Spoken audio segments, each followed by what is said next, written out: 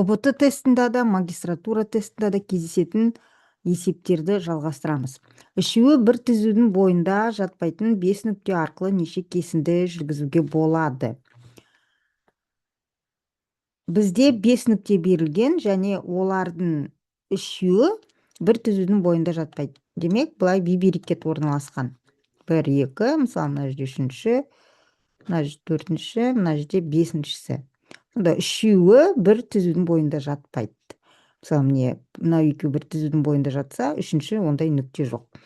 Енді осы 5 нүкте арқылы неше кесінді жүргізуге болады. Бұл жерде енді нүктелердің саны аз болғандықтан формуласыз да есептеуге болады. Бірінші сол тәсілді көрсетемін. Мысалы, мына нүктені аламын. Осы нүктемен кесінді жүргізу үшін осы нүкте арқылы маған тағы да бір нүкте керек. Мысалы, мына мен қосам, бір кесінді пайда болады, иә. Сосын мына мен қосам, екінші, мына мен үшінші қоссам, сосын мына нүктемен қоссам, төртінші. Демек, әрбір нүкте арқылы мен 4 кесінді жүргізе аламын. Ал менде барлығы 5 нүкте.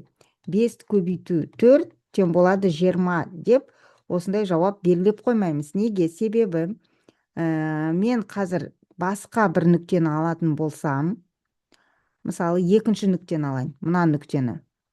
Осымен неше кесінді жүргізуге болады десем, мысалы, міне біреу жүргізем, мынамен қосам екеу, мынамен қосқан кезде дұрыс қосылмай қалды. Мынамен үшеу, мынамен төртеу деп айтатын болсам, қате болады. Неге? Өйткені манамен қызыл түсті жүргіздім ғой. Мысалы, АБ деген кесінді мана пайда болды. Енді мен тағы да осы нүктемен қосқанда БА деген кесінді пайда болды. Ол екеуі бір кесінді ғой. Сонда осындай варианттар менде 2 есе көп болып кетеді. Өйткені мен бір кесіндіні 2 рет санап қоямын. Мысалы, мына жерде БЦ деген кесінді болса, сосын мына нүктемен қосқанда ЦБ деп тағы да қосып қоямын. Сондықтан мен 5-ті 4-ке жай ғана көбейте салмаймын. Шыққан нәтижесін, яғни 20-ны 2-ге бөлу керекпін. Сонда 10 шығады. Бұны біз басқаша спираль формуласы деп атаймыз. Т тең болады n көбейтілген n-1 бөлінген 2. Яғни 5 нүкте берілді, бұлай санауға болатын еді. Оны көбейтемін n-1, яғни 5-тен 1 азайтамын 4, оны 2-ге бөлем, сонда 10 шығады деп. Тағы бір есеп қарастырып көрейік осыған.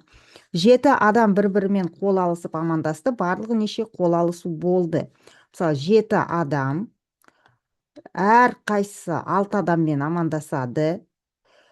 Сонда 42 болып кететін еді ғой. Бірақ біз оны 2-ге бөлеміз. Мына жерде 42-ні 2-ге бөлеміз. Сонда бізде 21 қол алысу болады. Себебі, мысалы, мына жерде Мағжан деген кісі тұр. Ол барлық мына жерде 6 адаммен амандасып шықсын еді. Мына өзі 7-ші ғой. 1-шімен, 2-шімен, 3-ші, 4-ші, 5-ші, мысалы 6-шы адаммен. Мысалы, Мағжан Арманмен амандасты. Осылай, мына жерде тағы бірмен деген сияқты. Бірақ сосын Арман амандасқан кезде ол Мағжанмен енді амандаспайды ғой қайтадан, өйткені Мағжан онымен уже амандасты. Сол себепті біз бір вариантты 2 рет санап қойып атқандықтан, міне мынандай жағдайда біз оны 2-ге бөлеміз. Осындай, яғни манағы Т тең болады n көбейтілген n-1 бөлінген 2 деген формуланы қандай жағдайларда біз тағы да қолданамыз. Мына жақта мен 7 мысал келтіріп қойдым.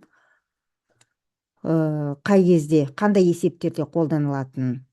Осы 7 мысалды қарап шығып, түсіндіру жолдарын өздеріңе жазып алсаңдар, онда ұбт-да да, магистратурада да осы формуламен шығарылатын есеп келетін болса, онда міндетті түрде сендерге +1 балл болады.